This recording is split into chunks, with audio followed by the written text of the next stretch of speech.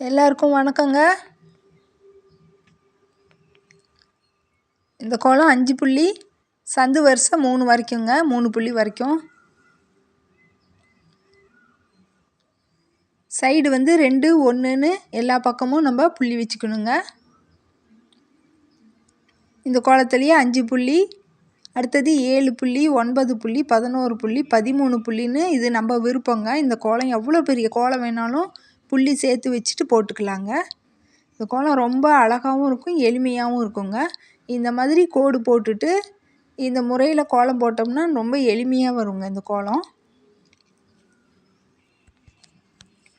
சிக்கு கோலமாகவும் புள்ளி வச்சு போட்டுக்கலாங்க. சைடில் வச்சு இழுத்துக்கலாம். ரங்கோலியாகவும் போட்டுக்கலாங்க.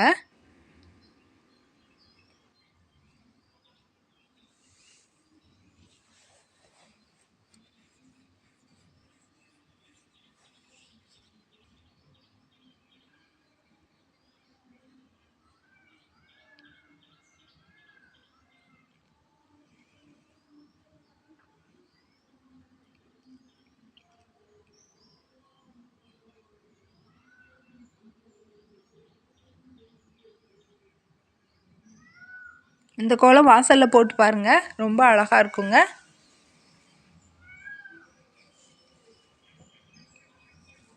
இன்னொரு வீடியோவில் பார்க்கலாங்க. நன்றிங்க.